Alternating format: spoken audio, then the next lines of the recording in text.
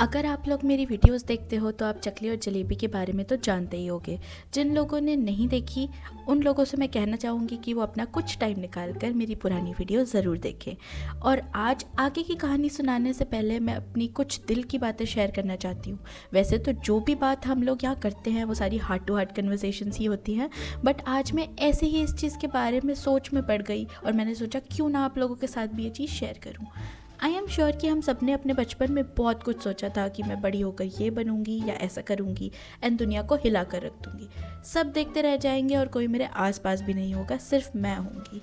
मैं भी बिल्कुल ऐसी ही थी अपने बचपन में। एंड गेस व्हाट, जब मेरी पहली जॉब लगी थी आई वॉज 22 एंड आप लोग मानो या ना मानो I was out of the world. ज़िंदगी में पहली बार अपने आप को और अपने पेरेंट्स को प्राउड फील कराने का मोमेंट मिला था और मैं उस मोमेंट को अपने हाथ से स्लिप नहीं होने देना चाहती थी। ऐसी फीलिंग आई थी कि बस सब कुछ ओवर द मून था। आजकल तो मीम्स में भी इतना सुनते हैं कि आप किस लेवल की एडल्टिंग पर पहुंच चुके हो। And yes guys, adulting is a thing. ये सच में एक ऐसा फिनोमेना है जो आपकी ज़िंदगी को उल्टा पुल्टा करके रख देता है एंड आप बस उसमें फंस जाते हो। जब तक हम उस फेस से दूर होते हैं ना तो लगता है कि दुनिया कितनी रंगीन है, पर जब रियलिटी किक्स इन तो भाई अच्छे अच्छों के होश उड़ जाते हैं, क्योंकि जो दिखता है वो होता नहीं है एंड जो होता है वो दिखता नहीं है। मैं तो बचपन में कभी नहीं सोचा था कि बड़े होने के बाद मुझे अपना बचपन फिर से याद आएगा, और इतना याद आएगा कि बस मन करेगा कि फिर से कोई मुझे बच्चा बना दे।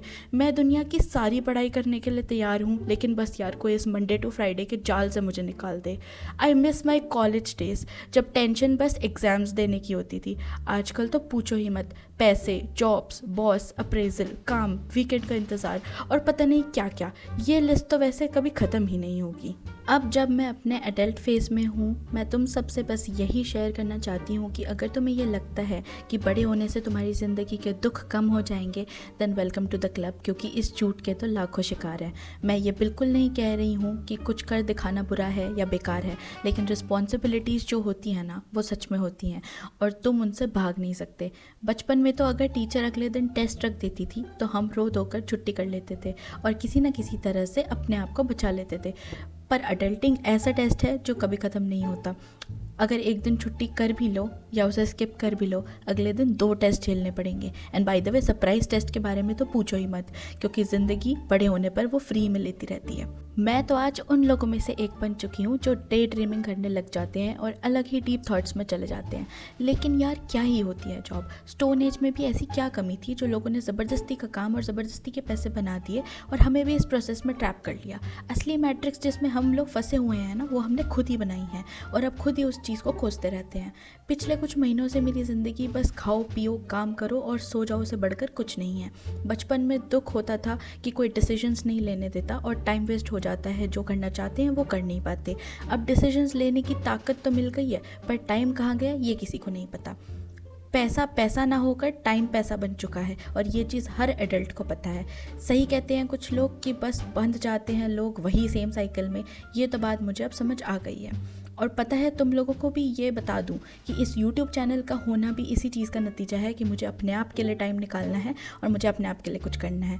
मुझे नहीं लगता है ऐसे सोचने वाली मैं अकेली ही बंदी हूँ। अब तुम लोग सोच रहे होगे कि इतना ज्ञान मैंने किस बात के लिए दिया। बस इतना समझ लो कि चकली और जलेबी को मुझे छोड़कर जाना नहीं था, और ये मैंने कभी सोचा नहीं था कि ऐसी सिचुएशन आएगी जहाँ पर मुझे जाना पड़ेगा। और जब मुझे मेरे पेरेंट्स से पता चला कि हम उस जगह को छोड़ कर जा रहे हैं क्योंकि उनकी जॉब लोकेशन बदल गई है, तो एक बारी के लिए मेरे मन में ज़रूर आया था कि क्यों यहाँ सब कुछ होने के बाद भी मैं इस जगह को क्यों छोड़ कर जाऊँ। क्या कोई हमसे नहीं पूछेगा कि हम जाना चाहते हैं या नहीं। बड़े होकर पता लगा कि ये चॉइस तो मेरे मम्मी पापा के पास तक नहीं थी। जो उन्हें बोला गया उन्होंने किया। ये है एडल्टिंग मेरे दोस्तों। खैर, मैं सबको ये बोलती फिरती थी कि मैं एक इंट्रोवर्ट पर्सन हूँ, पर जब मुझे कोई मेरे टाइप का मिल जाता था तो मैं एक्सट्रोवर्ट बन जाती थी। अब आप लोगों को पता भी नहीं होगा, इसका भी एक वर्ड मार्केट में है जिन्हें कहते हैं एम्बीवर्ट। पर इतने सालों के बाद मुझे अब रियलाइज़ हुआ कि मैं एक इंट्रोवर्ट कभी थी ही नहीं। एक ऐसे पॉइंट पर मैंने अपने दोस्तों को छोड़ दिया और एक नई जगह आ गई। मैं फिर कभी खुल नहीं पाई और सोचा